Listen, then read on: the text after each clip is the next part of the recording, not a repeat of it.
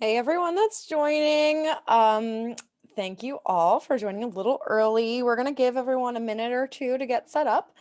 And so in the meantime, I want to hear from you. So please chat us in who you are, what organization you're with, and any details that you want to share about your year-end fundraising plans so far. So as everyone is getting started, I do want to launch a quick poll before we dive into our webinar today, which is all about how to maximize your year-end fundraising during COVID. So I'm actually going to launch this poll. Give me 1 second.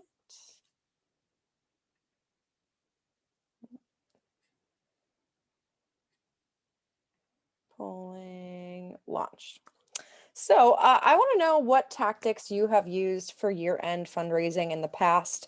There should be multiple choice, so you can pick several of them. And yeah, really interested in hearing more about which channels you have used to take donations. And we'll give everyone a couple of minutes here. And so for today's webinar, we are going to be recording this. So don't feel like you have to take so many notes. You will get the recording to replay afterwards, as well as the PowerPoint, so that you can reflect on all of these key insights. So I'm really excited to dive into our discussion today in just a moment. I want to let the last few responses come in on our poll. So what I'm seeing so far is really insightful. It looks like 69% of you have used direct mail as a channel for your year-end fundraising. Only 28% of you have used a digital fundraising campaign site to drive donations through. 85% of you have used your website. So you are pushing people to donate online, which is great. Looks like about 30% of you have taken donations through Facebook directly for your year-end fundraising. A lot of you have used emails, 86%. And you've done some phone calls, one-on-one.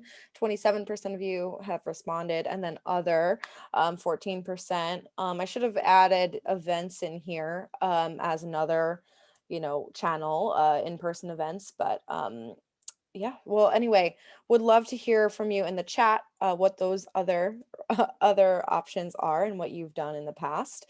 So I'm going to close out this poll and share the results with all of you so you can see the trends of everyone who is attending today. Looks like the two big winners are taking donations on your website and taking donations through emails, which of course kind of go hand in hand. You're probably using those emails to drive people to your website to make a donation. So fascinating insights. Thank you all for sharing. I'm going to stop sharing the results and we're going to dive into our webinar today. So as I mentioned, this webinar is being recorded, so you'll get access to the recording tomorrow. And you will also get a download of all the slides. We are going to be doing a Q&A session. So there's a Q&A pane and there's also our chat pane as well. So feel free to chat in all of your questions and we'll get to them at the end, or as many as we can. I'm really looking forward to diving into our discussion today about how you can maximize your year-end fundraising during COVID. So I guess a little background. So with CauseVox, we see thousands and thousands of digital fundraising campaigns online. And so what we did was take a look at the trends this year and really see what has been working really well for organizations so far and what we can really predict will work well for year end as well. A little bit about me. My name is Candace. I run education and success here at CauseVox. A little bit more about CauseVox. CauseVox, for those of you who are unfamiliar, is a digital fundraising platform that helps you raise more with less effort. We take the clunk out of fundraising software, making it very easy for your donors to give on any device, taking out all of that complexity when it comes to fundraising, so you can run your fundraising with less effort. So you can run actually your donation page on your website with our platform. You can also do crowdfunding and peer-to-peer fundraising. Virtual fundraising now is a primary way people are using CauseVox to fundraise online. So you can do all of these things and more with CauseVox. And so our donation forms are designed to help you convert more donors, making it really easy for donors to give on any device. Crowdfunding, you can easily spin up these beautiful pages that are branded to your cause, that are, very easy for you to just send out to your community to fundraise online. And then peer-to-peer fundraising, where you can leverage your community to fundraise on your behalf. And we have all of these forms that are optimized as well to help you get more fundraisers and help your fundraisers raise more as well. So without further ado, I want to dive into all about maximizing your year-end fundraising during COVID. So we're going to be going over 3 main points today. So we're going to start off with 3 things that you can drop from your year-end fundraising plan. 4 things that are staying the same that you can lean further into this year as well. And then 5 new things that you should explore for your year-end fundraising. So before we get into all that, I do want to lay a little bit of the groundwork. So for those of you who attended our digital fundraising summit or maybe some of our other webinars, this might be familiar, but what we've been seeing here at CauseVox is that there's been this great overlap, what we're calling the great convergence between marketing and fundraising, because with everything going online, there's been this big shift where the best digital fundraisers are also the best digital marketers. So while this overlap was already slowly happening, it has rapidly increased with COVID. Everyone's working from home, more things are moving online than ever, and we're navigating new territory here. So a lot of those 5 new things is really going to be exploring this overlap and the strategies that you can implement so that you can get your digital fundraiser for year end, raise more through your digital fundraiser, basically. So all of this to say is that the nonprofits that will thrive throughout this season are the ones that are the quickest to adopt a comprehensive digital first marketing and fundraising strategy. So this should be something that, especially for this year end, you really dive into the details of thinking about year end fundraising as a primarily digital first fundraising initiative, while you'll be using other channels as well. This is something that you're going to want to lean really further into this year, that more than ever. So let's go over some of the basics of digital fundraising. So this is something that we've seen over the years here at CauseVox has been typical trend. So with the digital fundraising cycle, it's a constant effort to attract more people to your cause, whether that's generating more traffic with search engine optimization, running digital ads. So maybe taking advantage of that Google ad grant to get featured in Google search, social media as well, maybe social media ads, all of these different channels, basically helping you attract more people to your digital fundraising. And then once they're in your network, so maybe they sign up for your email newsletter or they follow you on social media, you're going to want to nurture them, engage them, share more stories about what your organization does and what they can be a part of. And then, of course, once they're aware and educated about your organization, then they're in a perfect position to convert to become a donor. Or if they're already a donor, you can either upgrade them, making a higher donation, or convert them into a peer-to-peer fundraiser. So maybe they're fundraising for you now. There's lots of different ways that you can engage your existing audience so that this cycle kind of continues, and that especially with something like peer-to-peer, with individuals in your network leveraging their networks, now you're attracting more people to your cause that you can then nurture and convert. So digital fundraising cycle. And so, yeah, it's also just a repeatable process that I really encourage you to look into having these types of strategies in place overall. And so that's just like a little bit of a backdrop for today's conversation, is keeping in mind these digital fundraising best practices to really help you expand your reach this year end. So without further ado, let's dive into 3 things that you can drop from your year end fundraising plan. So this year, a lot of us are going to be staying home. So, of course, in-person events are out. I don't mean to state the obvious, but a lot of those events, you may have had a year-end gala. You may have been used to at least having maybe existing donors gather one way or the other. Maybe you did hosted dinner parties, and like whichever types of events, you probably were engaging people in person as well. So all of that is unfortunately out pretty much. But there's a lot of ways that you can either translate that virtually this year, or kind of replace it with a different type of virtual event to engage them. So that's the number one off the list. That's not going to be part of your fundraising initiative this year. Number two is something that we've been seeing this year so far. So this is kind of gathered from trends in the past, where sometimes with year-end fundraising, there's nonprofits will do auctions, which is great. It's, there's gifts that you can get for people. There's um, these great ways to fundraise, but usually auctions are either done in person, or there, of course you can do an auction online, but one of the things with auctions is that a lot of it is vacation trips. A lot of it is maybe like high value ticketed items from local businesses. And so that has been kind of on the downturn. A lot of the local businesses are maybe not going to contribute as much as they would have previously.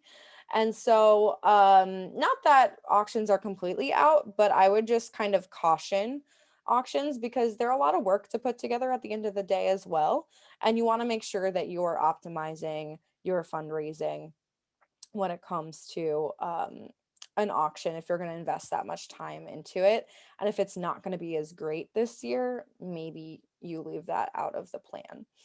Um, and number 3 is clunky software. So a lot of you shared that you're driving people to your donation page.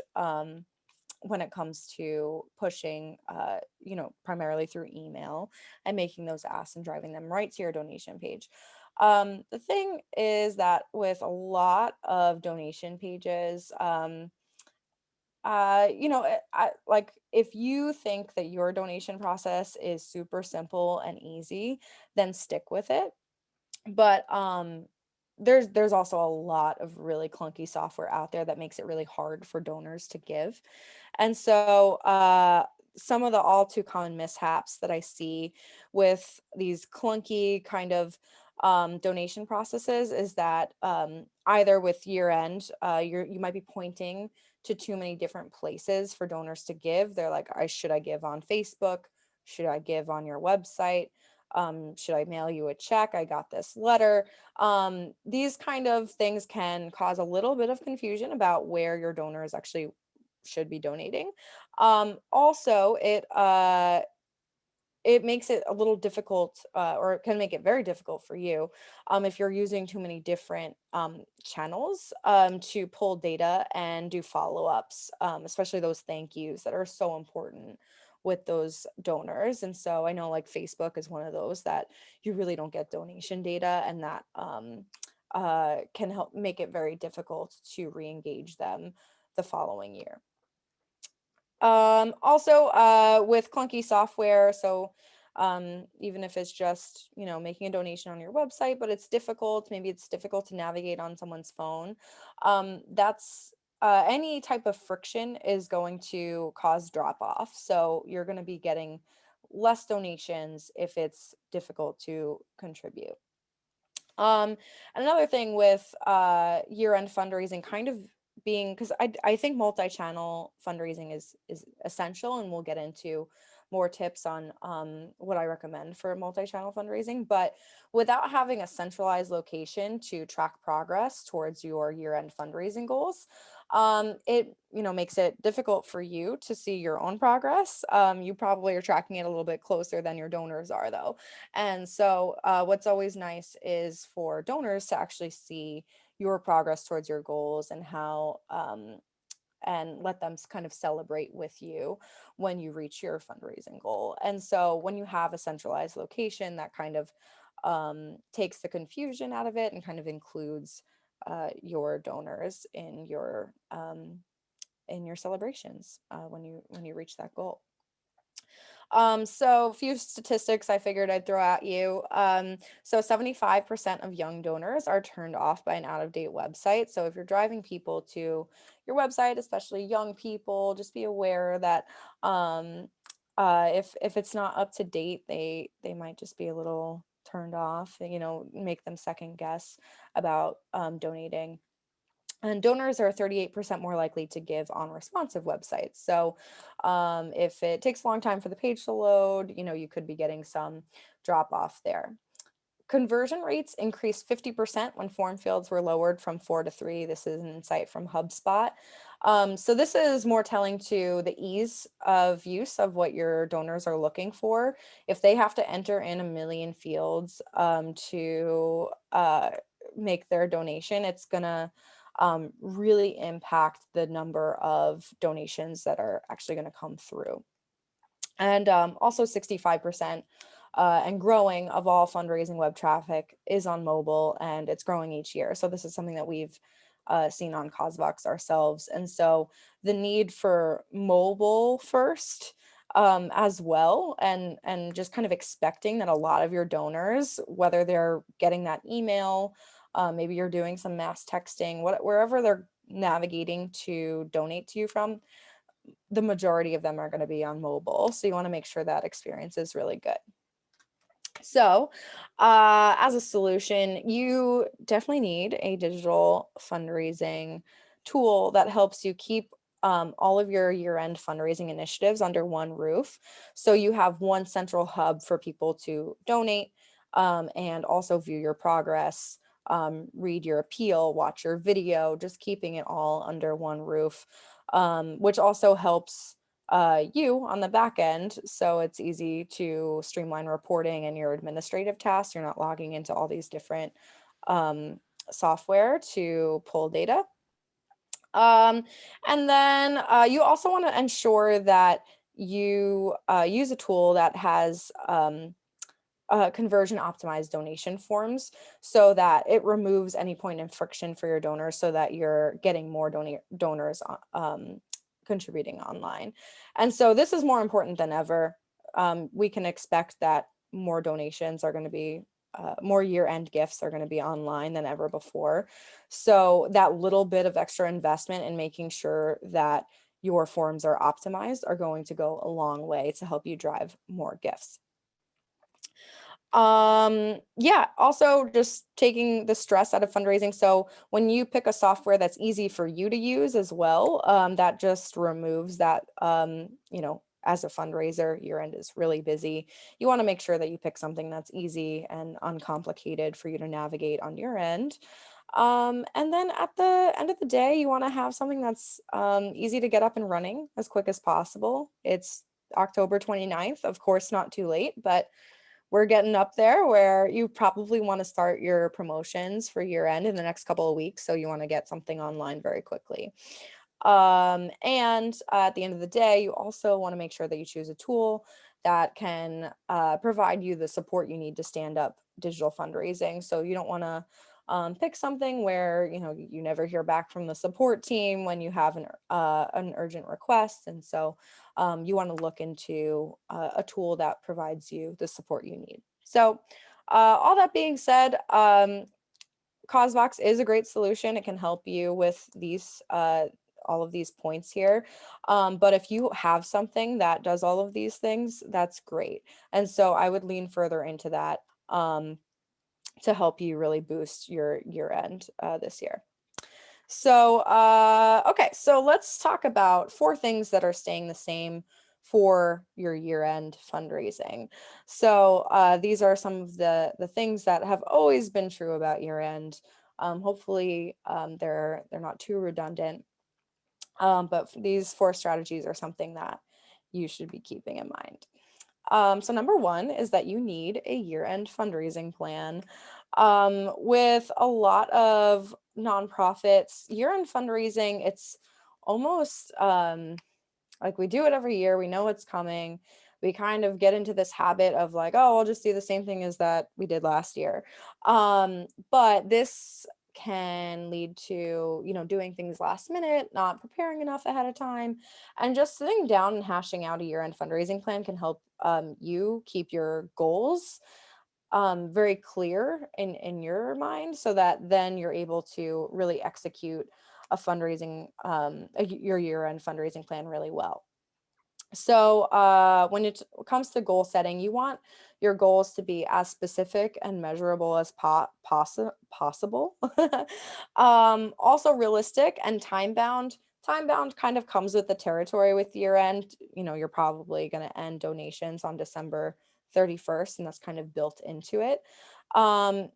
Think about something that's realistic for you. Maybe you want to take a look at what you raised last year and just kind of bump it up by 5 or 10% for your fundraising goal for this year. So when you're communicating your goals, one of the things is that you want to tie it to impact. So whatever your fundraising goals are, they should be specifically aimed at creating an impact at your organization. So when you're writing your appeals, you want to talk about who is benefiting from meeting your fundraising goal, how many people are benefiting, and how exactly funds are being used and distributed. That should be very clear to your whoever your donor network is. They should really understand how exactly their funds are being used and what their impact is going to be. And then you can also communicate impact with donation tiers, and I'll get into a couple of examples of that in a minute. But yeah, so one of the things that you can do is actually plug in we have this template here for your year-end fundraising plan and goals. We have a sample, and then the blank template for you to fill in your own focus, plan, and goals and how you plan on reaching them. And so we'll be pasting that in the chat momentarily from our ideal year-end fundraising time. I'm sorry, ideal year-end fundraising campaign timeline post. And you can actually use the fill out the form in that post to get this emailed to you. And so, yeah, so go ahead and download that year-end fundraising timeline template and start creating your own. And we'll get into a little bit more of what that timeline can actually look like for you in a little bit, but it's very important to have a plan in place. All right, so number 2, year-end fundraising has always revolved around storytelling and impact reporting. And so this is the same as ever, if not more important than ever during this time, where, with storytelling, you are able to really communicate to your audience and help them understand who is benefiting from their donation. And so 68% of donors agree that knowing how their donation makes an impact is important to their gift. So one of the things that I really appreciated about Skid Row Housing Trust's recent fundraising campaign is that they communicated very specifically how their donations were going to be used. It says your donation can support nearly 2,000 residents and our frontline staff in 26 buildings. And then they have this bullet point list of exactly how their funds are being used and what their funds are going towards. And what they did even on top of that is that they used these very specific donation tiers, these giving levels, to communicate what $75 can do versus what $500 can do.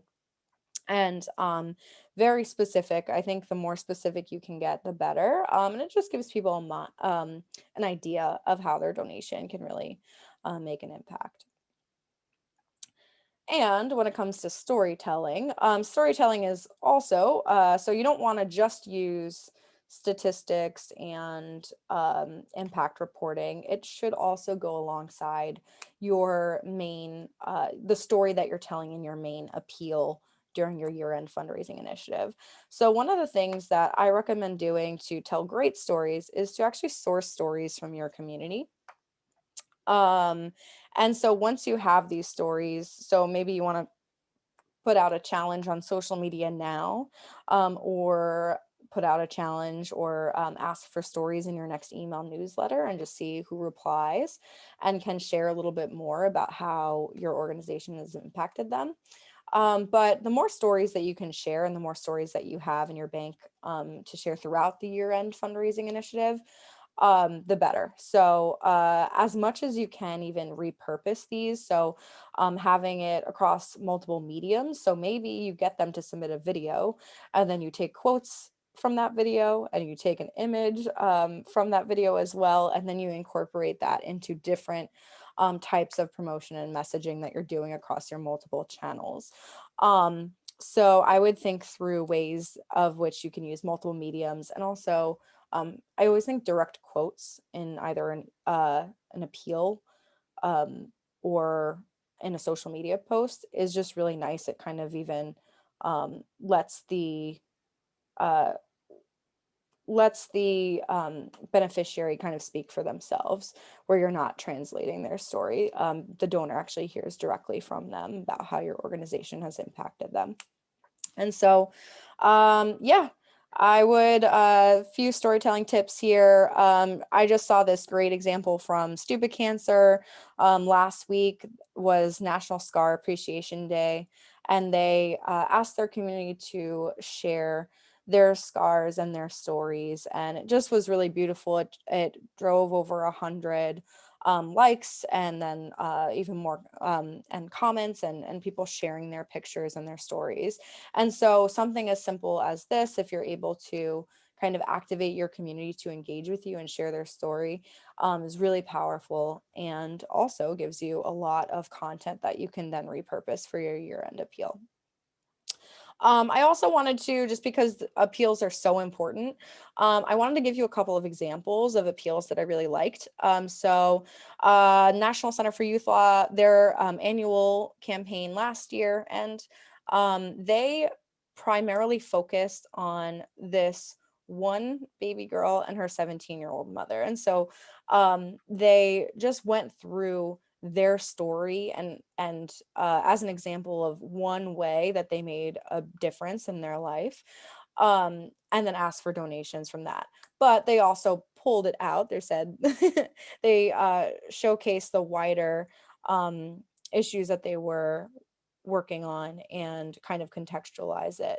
So I think that's really great if you're able to kind of pull out one story and then share more about the scope of the people that you serve on a wider scale as well. And it just really helps people understand um, the the types of stories that they're actually the types of people that they're helping with their gift.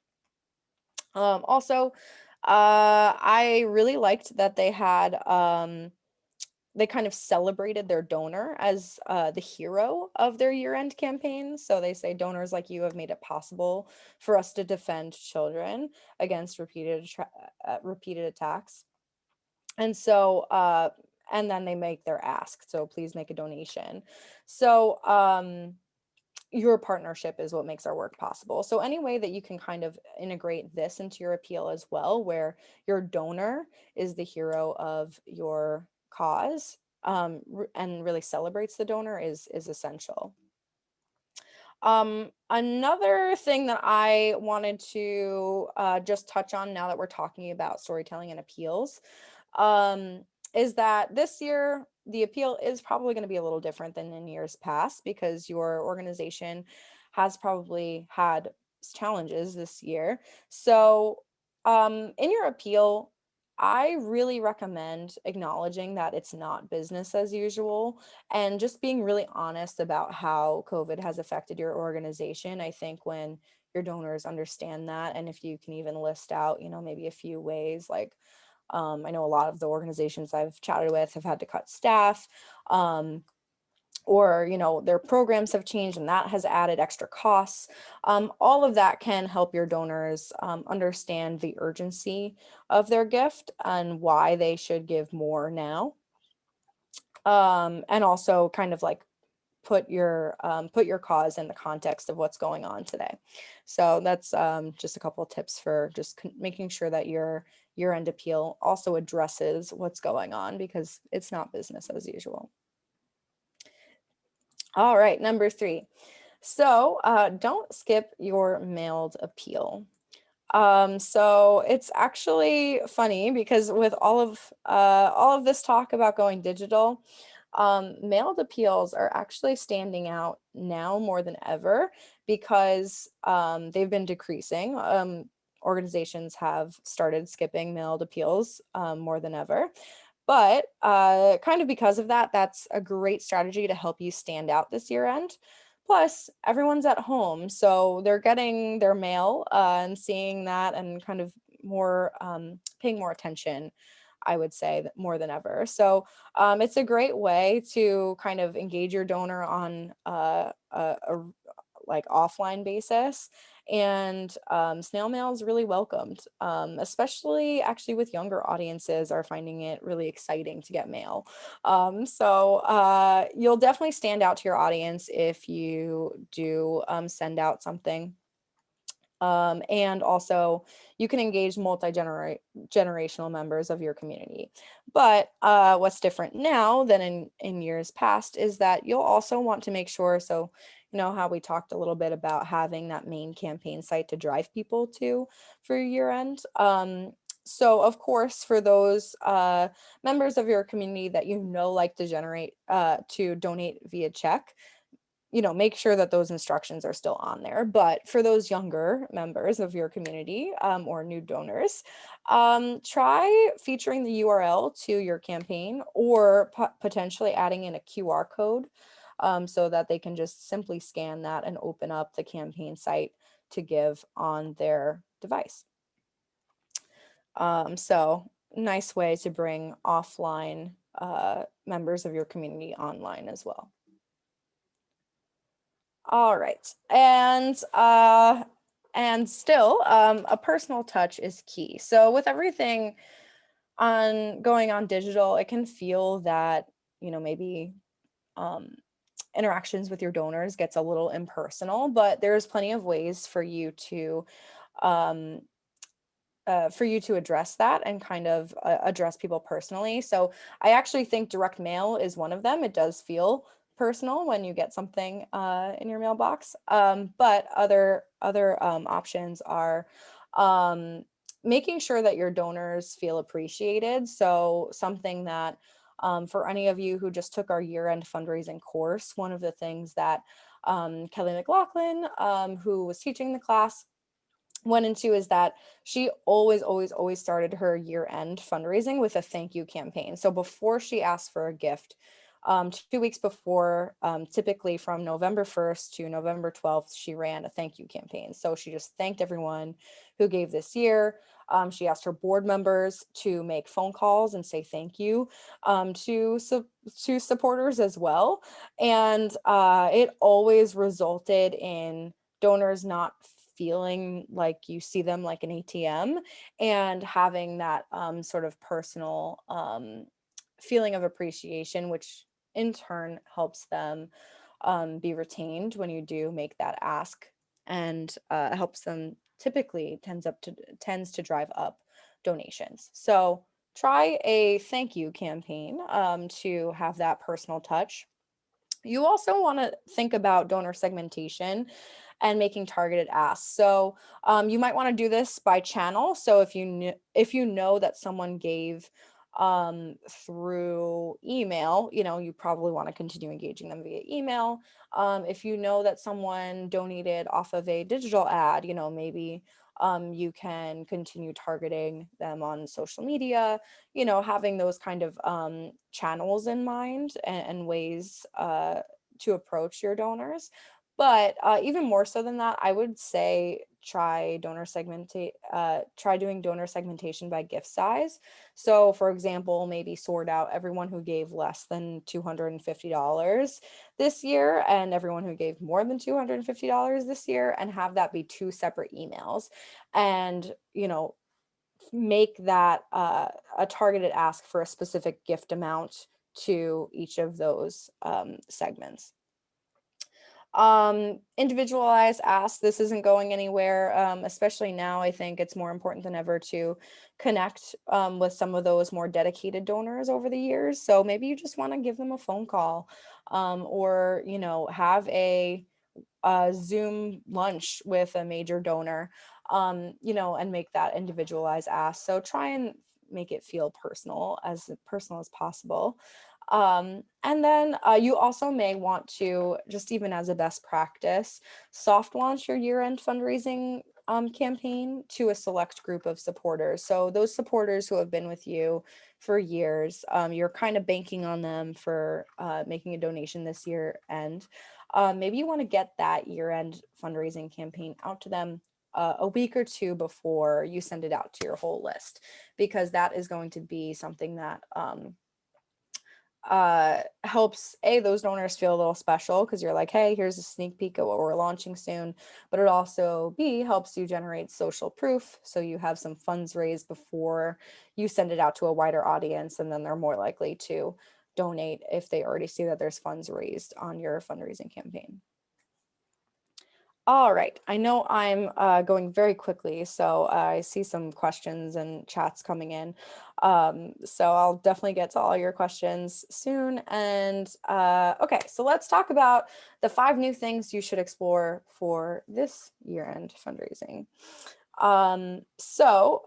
With everything that's going on, it's never been a better time to try new things to expand your digital community. So it's time for experimentation, and I think we should definitely have an open mind, and even something that maybe your board might not have approved previously, they might be more likely to approve now, whether that's allocating funds toward paid media or that kind of thing. So yeah, but anyway, 5 things as far as what you should explore for year-end fundraising.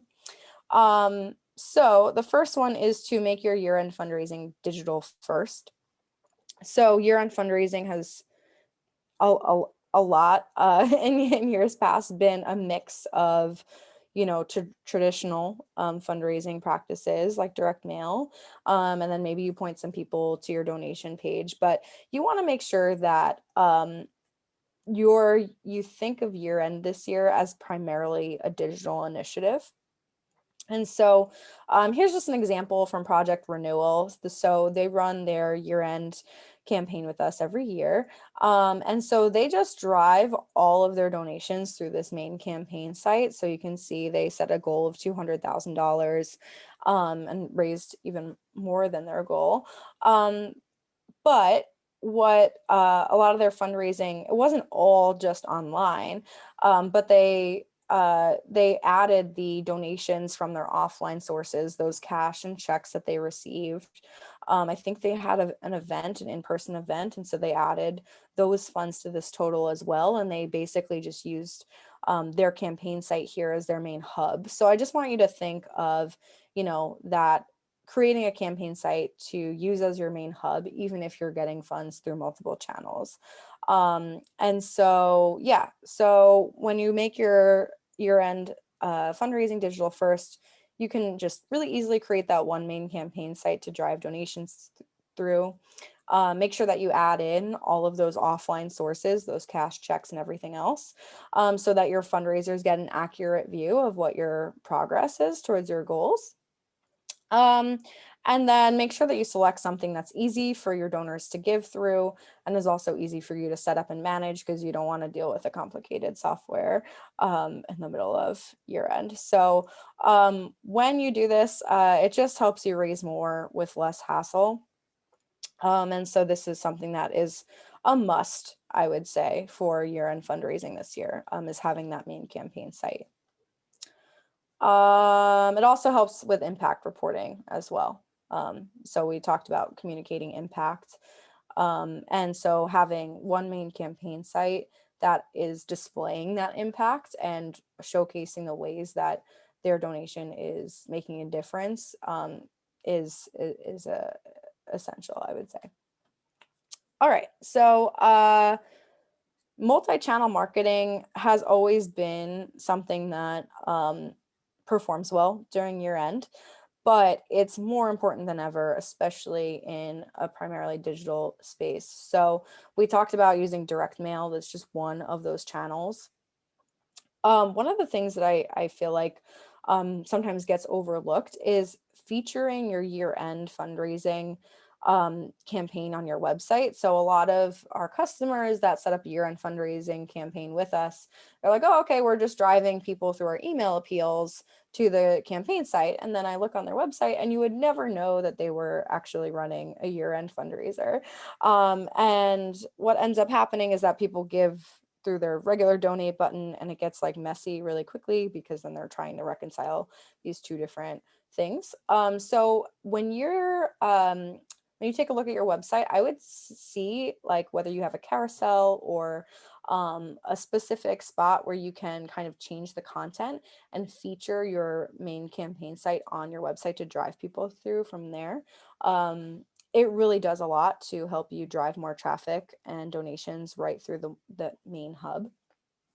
Also, a thing that I see a lot of organizations do is they'll replace the link on their donate button with the link to their year-end campaign site. And so that has been super effective as well, just making it really clear where donors should be giving through.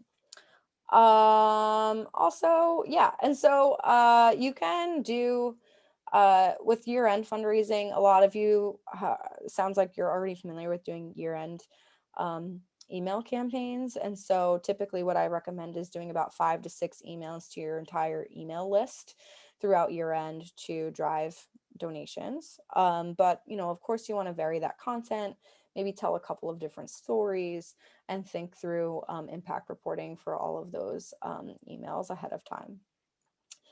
Especially this year, I would recommend thinking about doing a live stream. It doesn't have to be a big event, I would say, but even having something that's a little informal, like maybe this is just me throwing something out there. Maybe you want to do office holiday party hours. And so, maybe you and your team get on a Zoom call like this and just chat with your donors, and everyone just has a suggested holiday cocktail, and then people can just interact with you and ask questions. I think that can add like a dynamic to year end that really hasn't been done before. So I would think about live streaming, and also maybe having beneficiaries tell their stories during a live stream as well. It's very powerful. So it's definitely been underutilized in years past, but I think now more than ever, you can really stand out when you do some live streaming. Social media. So of course you want to post on social, but one of the big things that I really, really highly recommend this year is paid social. And so Facebook ads, Instagram ads to really expand your audience online and get in front of new donors. So that's something that's really important, is making sure that you're also driving donor acquisition this year. And paid ads is one of the ways that you can do that. You also don't have to have a huge budget to do it well. But I would take a look. We did a webinar a couple weeks ago about how you can use paid ads for year-end fundraising. We'll paste that in the chat as well. I highly recommend that you take a look about how you can leverage that, because that can be a little bit of a game changer, especially this year end. Leveraging partners networks. So you probably have some corporate partners. And, with the holidays coming around, it is a great opportunity for you to reach out to your partners and see if they can promote your fundraising campaign site for year end.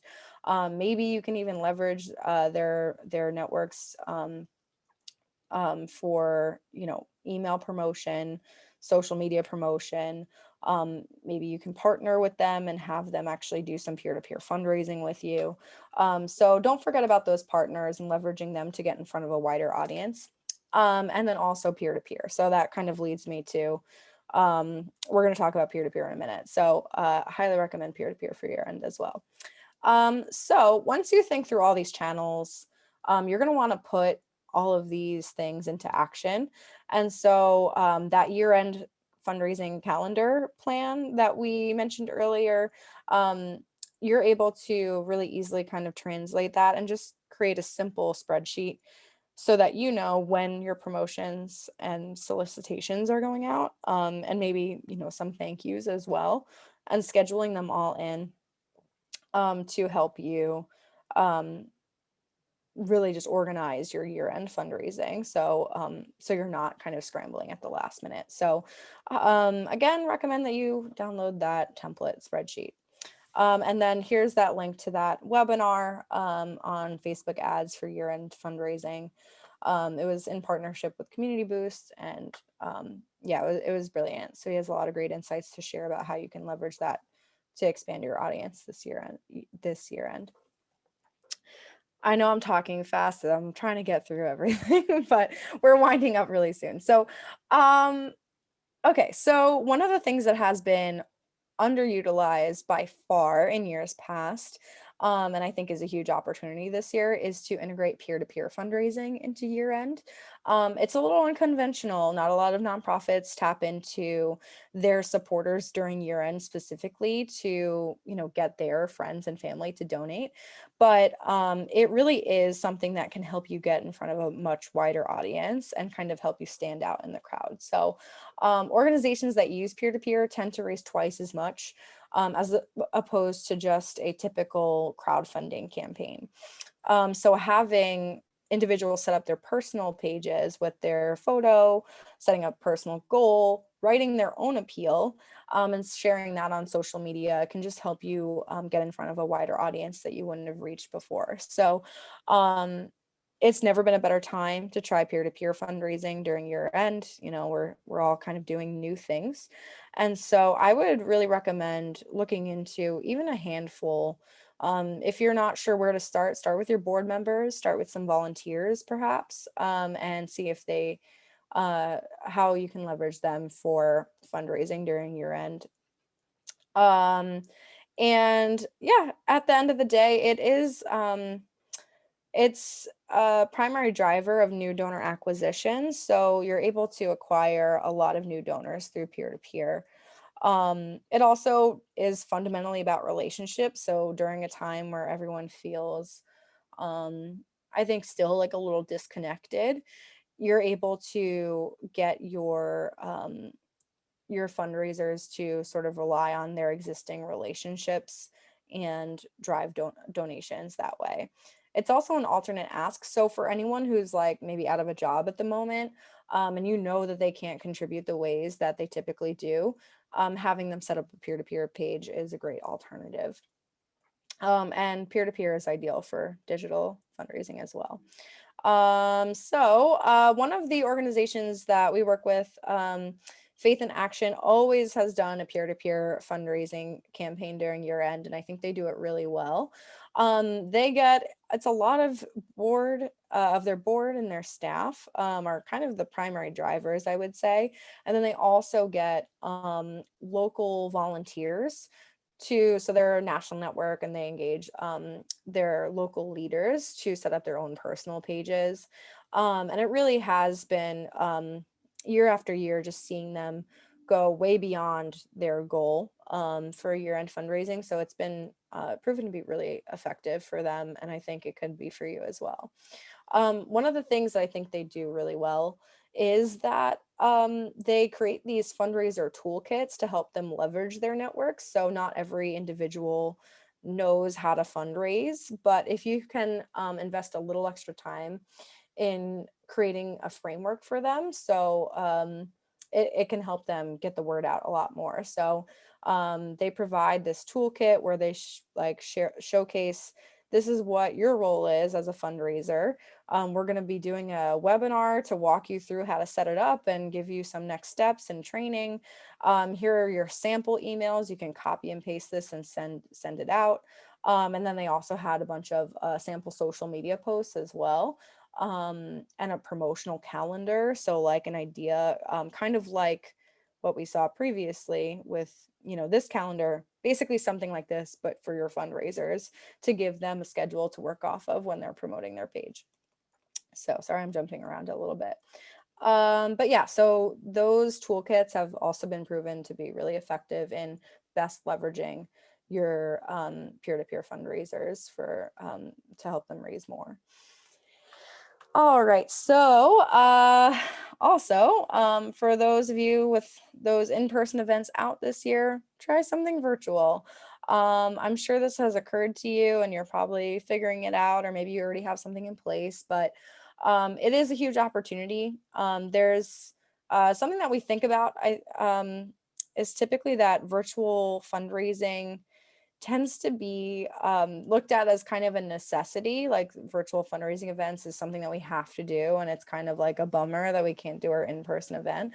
But there's a lot of advantages that I think you can lean into as well when it comes to virtual fundraising. So so far what we've seen when it comes to virtual fundraising is that you're drastically lowering your event costs, which results in a higher return on investment. So you're actually ending up taking home more funds, or the average organization that we work with is leaving with more funds than they typically raise from their in-person event.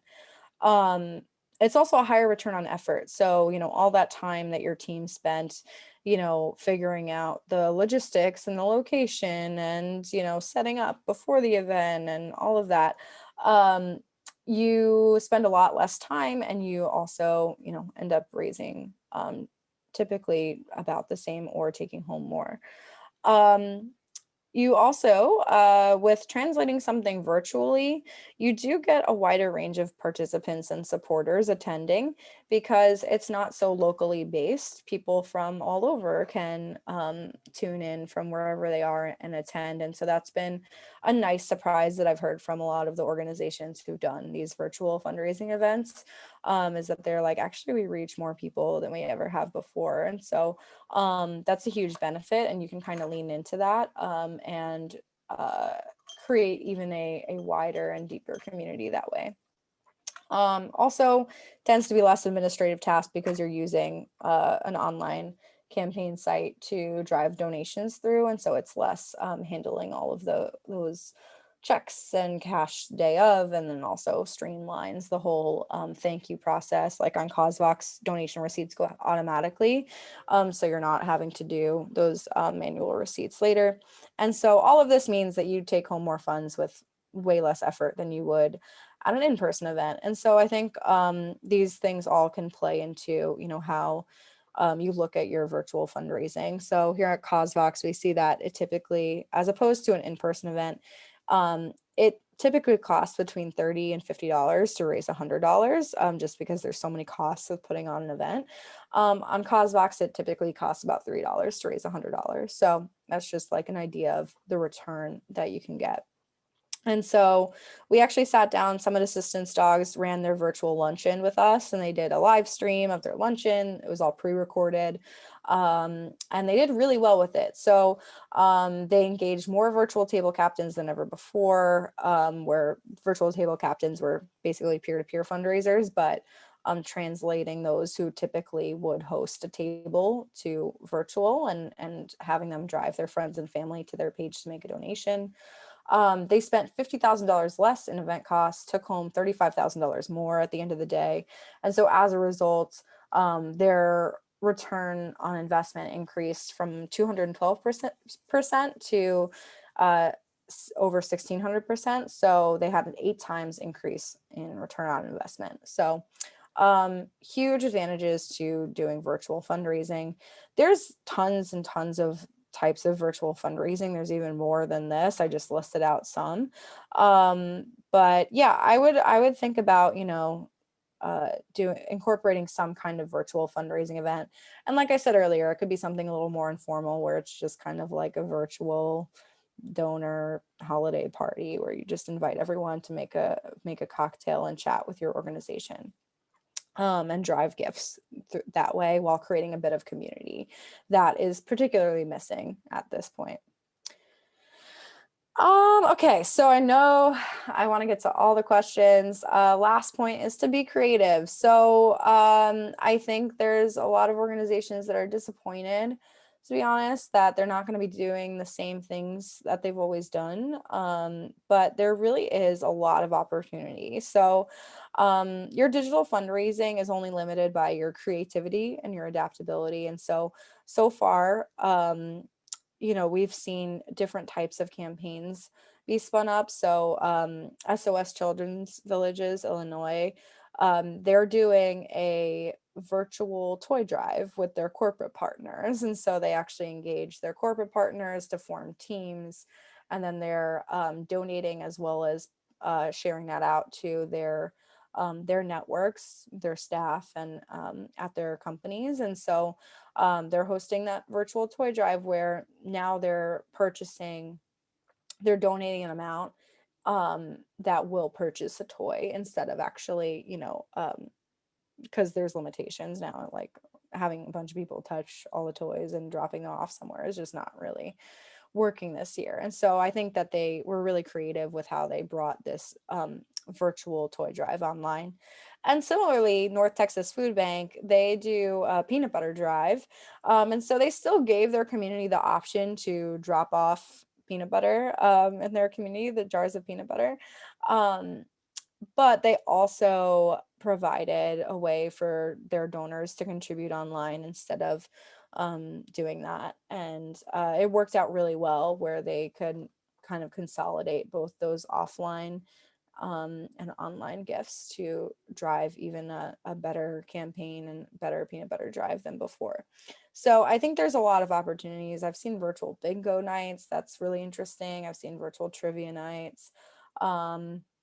There's so much that you can do where even if you can't do the same thing that you've always done, there might be a hybrid or some kind of way that you can transfer that online.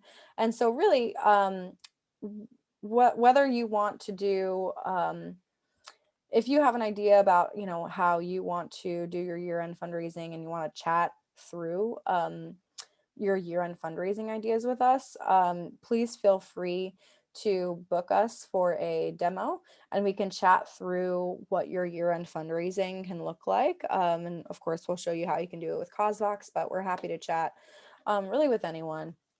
And so we're going to be pasting in a link to book us directly, either myself or Jenna from our team. And so we'll sit down with you, chat about your year-end fundraising, and share a few ideas with you for your year-end fundraising initiative. So highly recommend that you do that. Also, we do have a free plan. So our basic plan is $0 a month. There's no mandatory transaction fees.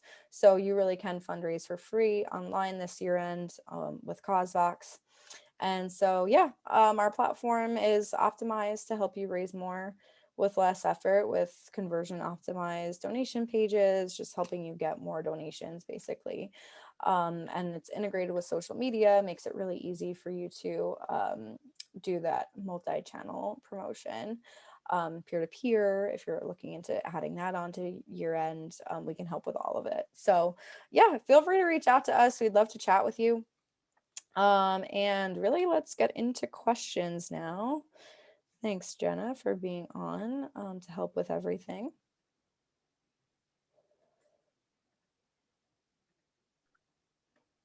All right, so going through the questions. Thanks, Liliana. Liliana said it was a great webinar, so thank you for attending.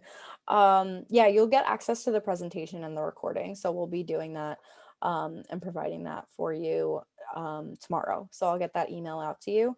Also, I should let everyone know that you're also going to be getting, look out in on Monday, I'm going to be sending everyone a year-end fundraising resource package with a ton of resources. So keep an eye out for that email going out on Monday as well. All right, and then JL asked, what kind of information would be included in a pre-year-end thank you, and what would be included in your year-end appeal? Great question. So I think really the pre-year-end thank you is mostly about reporting. So sharing a little bit more about what has been accomplished so far this year because of their gift, and you know, making it like kind of tailored. I would try and see when and where that donation came through, if you're able to segment it out, and say thank you for contributing towards this specific program. But yeah, so I mean, the pre-thank you is mostly about impact reporting so far and thanking them for everything that they helped accomplish this year so far. And then the year end would be more along the lines of what they can accomplish if they give now, if that makes sense. Okay, great. Yeah, Jennifer. So as far as a fundraiser toolkit goes, it can be as complicated or as simple as you want it to be. I think at a minimum, I would include that sample promotion calendar. So give them an idea of what dates they should be promoting and through which channels, and then also providing them the sample emails and sample social media posts that they can include, and try and include some images for them to share as well. Images tend to do really well on social media, so make sure images are part of that social post as well. Yeah, so as a minimum, I would do the promo calendar and then sample emails and sample social media posts. Okay, awesome. Thank you everyone for joining. It's been so great to have all of you. I see one or two more questions still, so I'm gonna stay on and just ask the questions, but answer the questions. But for any of you that have to go, completely understand. Thank you for attending. And so yeah, let's take a look. And Becky asked, will everyone get a copy of the presentation? Yes, so we're going to be sending that out, both the slides as well as the recorded webinar tomorrow. And then Colleen asked, let's do this. I have a challenge match that ends at the end of the calendar year that only matches gifts for donors who have not donated in the last 18 months. We haven't had much traction yet because obtaining donors is one of the new and hardest and most expensive things to do, of course. Any ideas of how to target this demographic for year end? Colleen, that's a great question. I would lean into peer-to-peer because that is a way for you to cut the expenses down on getting new donors. Peer-to-peer tends to bring in a really significant amount of new donors, and it's easy and less expensive.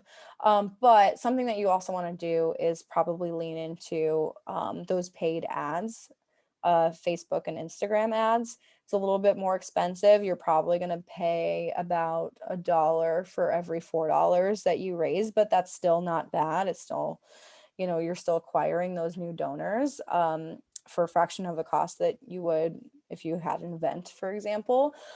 So I would look into those paid ads on social as well. And you can make the most of them by like targeting specific audiences that are like kind of like organizations that are similar to yours. So I would kind of start there and target audiences that are kind of already a little bit engaged with your mission, even if they don't know about your organization yet. Okay, so yeah, those are two primary donor acquisition options. Let's see. An anonymous attendee asks, how much resources should we put towards Giving Tuesday? It hasn't done much in the past. Giving Tuesday, I think it's still an opportunity. So here at CauseVox, we see that Giving Tuesday is, I believe, our second biggest giving day of the year. So it is a really big opportunity, but I would look at Giving Tuesday more as a part of year end instead of as its own thing. So I would say just like Giving Tuesday is a great excuse basically to do an extra big push that day for your year-end campaign. So I wouldn't reinvent the wheel. Maybe you want to have like a specific goal for how much you want to raise that day, and say like, hey, we want to raise $5,000 today. Like, let's like help us get there. But I would just kind of incorporate that into your year-end plans.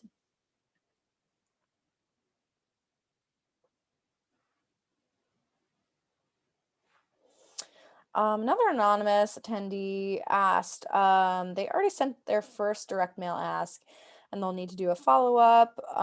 Should we mail again in a month as a follow-up?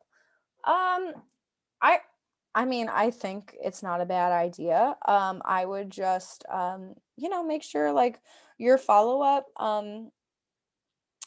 make it simple, whatever it is, where because mail can get a little expensive as well. So of course you want to like take a look at that and see what the return on investment was for the first ask and see if that's probably something that you want to do for the second. I'm trying to think of what other things instead of a second um, mail ask. You can always try and like target them online as well, but or do like follow-up phone calls would actually probably be a great way to do it as well. So it's, tapping into another channel. Yeah, Azul asked, any good tips for donor retention? So, yeah, absolutely. I think kind of the point of that thank you campaign before you do year end is to, help donors feel appreciated and retain them. Also, as far as year end goes, you definitely want to schedule in like a thank you initiative afterwards as well, and do some impact reporting. So after your campaign comes to a close, definitely wrap it up by communicating to your audience throughout all those same channels that you were using before about what their donation helped accomplish, how much you've raised, and kind of celebrate their gift with them. The sooner that you make a thank you, the better that the more likely they will be to be retained. For new donors that give during year end, actually it sounds counterintuitive, but it's not. Ask for another donation within 90 days of that gift. So you want to specifically target those year end donors that gave for the first time and ask them to give again within the first quarter of 2021. And they're much more likely to be retained for the long run in that case as well. Yeah. How can we get all the links listed in the chat? We're going to be doing a follow-up email and I'll be including these links as well, so that you can access them easily after the fact.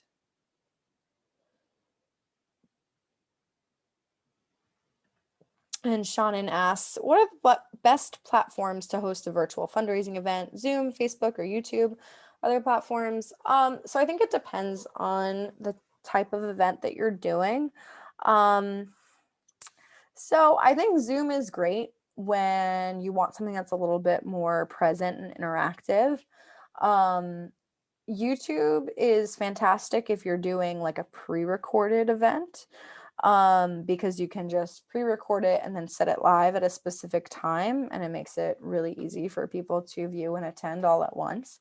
Facebook is good, but it's kind of channel specific, so you don't want to isolate those who aren't on Facebook, although a lot of people are on Facebook. But yeah, that's the only thing I would keep in mind with Facebook is maybe making sure that you embed that live stream on your website somewhere if you're going to do Facebook, just because you don't want to miss out on people that aren't on Facebook as well with your virtual event. So I think Zoom is great too, because what you can also do is make it like a mix. I think some of the best virtual events out there are a mix between live and pre-recorded. So maybe you do like Zoom and say like, hey, everybody, thanks for attending. Here's our video, or here's our, program or whatever. And then you can play the video on Zoom and then come back at the end and do more interactive live engagement. And so Zoom is great if you want to do that hybrid. And you can also, the great thing about Zoom is that you can also simulcast. Like stream on Facebook and or YouTube. So even if you do something in Zoom, you can still have it streaming on YouTube at the same time. So sorry if that's like a lot of details, but something that I recommend. Liliana asks, is there anything better than Eventbrite? They are convenient, but they take away money and then don't cater at all to nonprofits. And so I have great news for you. Cosvox is actually launching ticketing in the next week or so. And so like ticketing can be completely integrated into your digital fundraising campaign on Cosvox. If you're interested in more details, just let us know, and we'd be happy to share more about how Cosvox ticketing works. And it's very competitive or less than Eventbrite's pricing as well. And we are catered towards nonprofits. Doris, thank you for the kind words. And thank you all for attending. I really appreciate it and sticking with me 10 minutes past. And so any more questions? I don't think anything else comes in. Yeah, Kelly, do you have any more? What's your question? Happy to answer.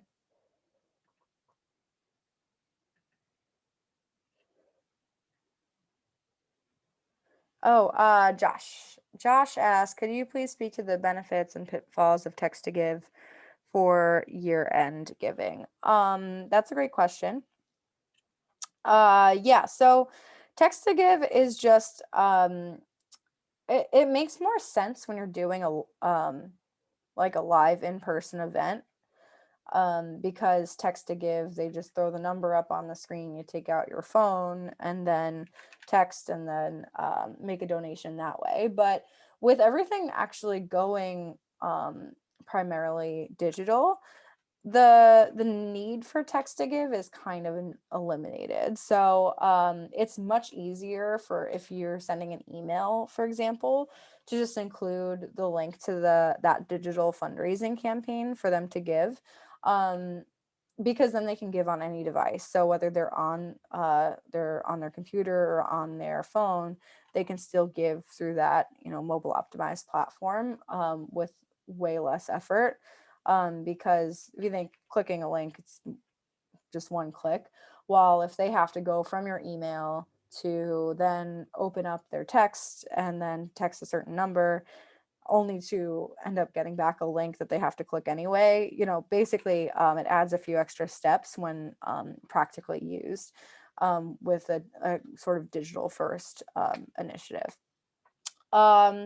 There's also some benefits to doing like QR codes. I think I mentioned that earlier, where you can just simply, there's tons of QR code generators. They're all free. You just paste in the link to that digital campaign and then it gives you the QR code, and then you can put that on anything and people can just take out their phones and be directed there as well. So I would look into QR codes. Because it also sort of removes some of that friction of having to remember the number and type in a certain message and all of that. So I think QR codes could be a good alternative.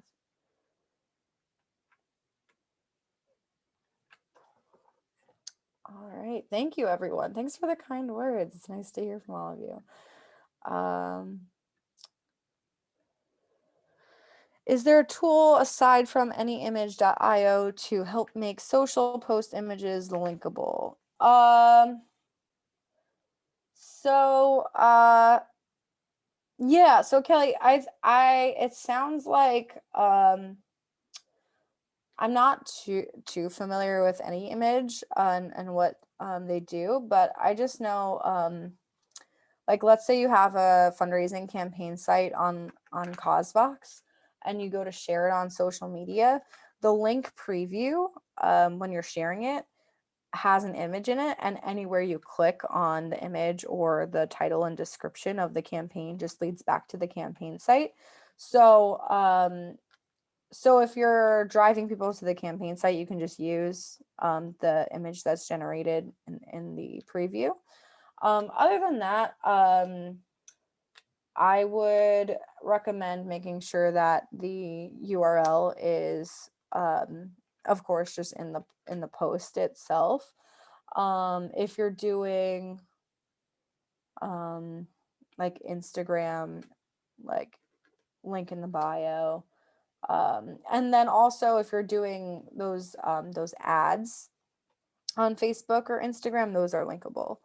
So you can have an image that links back to your campaign from there. So hopefully that's a little helpful and gives you a couple more ideas. But yeah, so hopefully that. Oh, also make sure that you include the link in the description of whatever image that you're using.